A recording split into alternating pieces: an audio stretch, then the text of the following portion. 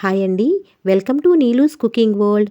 ఇవాల్టి స్పెషల్ మన అమ్మమ్మల కాలం నాటి దోసకాయ రోటి పచ్చడిని రుచికరంగా ఎలా చేసుకోవచ్చో చేసి చూపిస్తాను. చాలా అంటే చాలా రుచిగా ఉంటుంది. అలాగే ఒక్కసారి టేస్ట్ చేస్తే చిన్నప్పటి రోజులు గుర్తొస్తాయి, అంత కమ్మగా ఉంటుంది. మీరు ఇంతకుముందు దోసకాయ పచ్చడిని ఎలా చేసినా కూడా ఒకసారి ఇలా నేను చెప్పిన పద్ధతిలో చేస్తే ప్రతిసారి ఇలానే చేస్తారు. ట్రస్ట్ మీ అండి, ఈ దోసకాయ పచ్చడిని ఇలా తప్పకుండా ట్రై చేయండి. వేడి వేడి అన్నంలో కొద్దిగా ఈ దోసకాయ పచ్చడి వేసుకుని తింటుంటే ఆ మజానే వేరు. అయితే మరి ఆలస్యం చేయకుండా ఈ దోసకాయ రోటి పచ్చడిని ఎలా చేయాలో చూసేద్దాం. ఇక్కడ నేను ముందుగా ఒక అరకిలో వరకు దోసకాయని తీసుకున్నాను. దోసకాయ అనేది మరీ పండిపోయింది కాకుండా కొద్దిగా పచ్చిది అయితే బాగుంటుంది. ఈ దోసకాయని చక్కగా నీట్గా వాష్ చేసి పైన ఇలా తొక్క మొత్తాన్ని తీసేసుకోవాలి. చూడండి, ఇలా మొత్తం తీసేసి నీట్గా మళ్ళీ ఒకసారి వాష్ చేసి ఇలా కట్ చేసుకోవాలి. ఇలా కట్ చేసుకున్న దోసకాయలో గింజలు ఏమైనా చేదున్నాయేమో టేస్ట్ చూసుకొని, గింజలు చేదేం లేకపోతే గింజలతో సహా పచ్చడి చేసుకుంటే పచ్చడి రుచిగా రావడమే కాకుండా మంచి గుజ్జుగా కూడా వస్తుంది. చూడండి, ఇక్కడ నేను గింజలతో సహా వేస్తున్నాను. ఈ దోసకాయ ముక్కలు అనేవి వీలైనంత సన్నగా కట్ చేసుకోవాలి.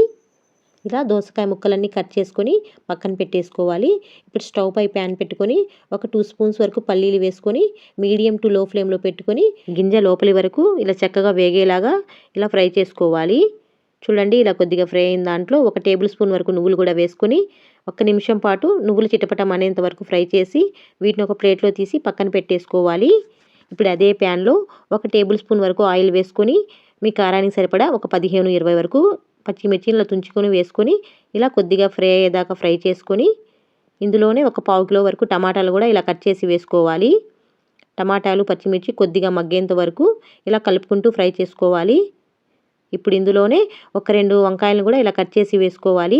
చాలామంది వేసుకోరండి వంకాయలు వేసుకుంటే పచ్చడి అనేది మంచి రుచిగా రావడమే కాకుండా చాలా టేస్టీగా కూడా ఉంటుంది. తప్పకుండా ఒకసారి వేసుకోండి. కొద్దిగా ఉప్పు కూడా వేసుకొని ఇవన్నీ చక్కగా మగ్గేలాగా కొద్దిగా ఫ్రై చేసుకోవాలి. ఇందులోనే కొద్దిగా చింతపండు, 2 రెమ్మల కరివేపాకు కూడా వేసుకొని అంతా కలిసేలాగా మరో 2 నిమిషాల పాటు ఫ్రై చేసుకోవాలి.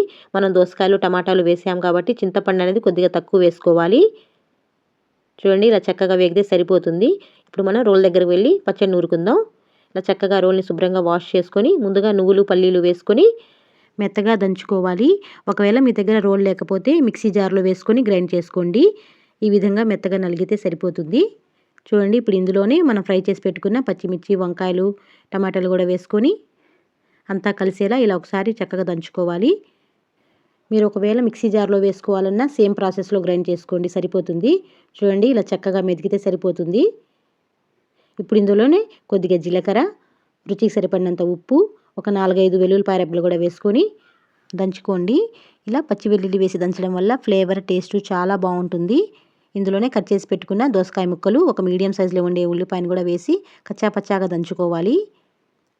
మరీ మెత్తగా పేస్ట్లా చేయకండి, టేస్ట్ బాగోదు. రోటి పచ్చడి ఎప్పుడైనా కచ్చాపచ్చాగా ఉంటేనే బాగుంటుంది. చివరిగా కొద్దిగా కొత్తిమీర కూడా వేసుకొని ఇలా అంతా కలిసేలాగా ఇలా నూరుకుంటే సరిపోతుంది. చూడండి, పచ్చడి అనేది ఇలా కచ్చాపచ్చాగా ఉంటేనే టేస్ట్ చాలా బాగుంటుంది. మనం అన్నం తినేటప్పుడు పంటి కింద తగులుతూ చాలా బాగుంటుంది ఈ విధంగా నూరుకుంటే. ఇలా నూరుకున్న పచ్చడిని ఒక బౌల్లో తీసుకోవాలి. పచ్చడి అనేది ఇలా రోట్లో నూరుకోవడం వల్ల చాలా కమ్మగా ఉంటుందండి. టేస్ట్ కూడా చాలా బాగుంటుంది. ఈ పచ్చడిని తాలింపు వేసుకోకుండా ఇలా డైరెక్ట్గా అయినా తినేసేయచ్చు, చాలా బాగుంటుంది. పచ్చడి రుచి మరింత పెంచడానికి ఈ పచ్చడి కొద్దిగా తాలింపు వేసుకుందాం. ఒక ప్యాన్లో 1 స్పూన్ వరకు ఆయిల్ వేసుకొని తాలింపు గింజలు, శనగపప్పు, జీలకర్ర, ఆవాలు వేసుకొని 4-5 ఎండుమిర్చి, కొద్దిగా కరివేపాకు, లాస్ట్లో కొద్దిగా ఇంగువ వేసుకొని తాలింపు చక్కగా ఇలా వేగిన తర్వాత ఈ పచ్చడిలో కలుపుకుంటే మనం దోసకాయ రోటి పచ్చడి అనేది రెడీ అయిపోతుందండి. చాలా కమ్మగా ఉంటుందండి, చాలా చాలా టేస్టీగా ఉంటుంది. వేడి వేడి రైస్లో కొద్దిగా నెయ్యి వేసుకొని ఈ దోసకాయ పచ్చడి వేసుకొని తింటుంటే మన చిన్నప్పుడు రోజులన్నీ గుర్తొస్తాయండి, అంత కమ్మగా ఉంటుంది. ఇప్పుడు దీని ఒక బౌల్లో సర్వ్ చేసుకోవాలి. ఈ పచ్చడి అనేది కొద్దిగా ఊరిన తర్వాత ఈ దోసకాయ ముక్కలు, ఉల్లిపాయ ముక్కలు అన్నం తినేటప్పుడు పంటి కింద తగులుతూ ఉంటే చాలా చాలా టేస్టీగా ఉంటుందండి. తప్పకుండా మీరు ట్రై చేయండి.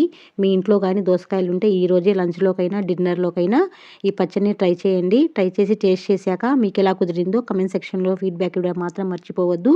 వీడియో నచ్చితే చిన్న లైక్ చేసి సబ్స్క్రైబ్ చేసుకొని మీ ఫ్రెండ్స్ అండ్ ఫ్యామిలీకి షేర్ చేయండి.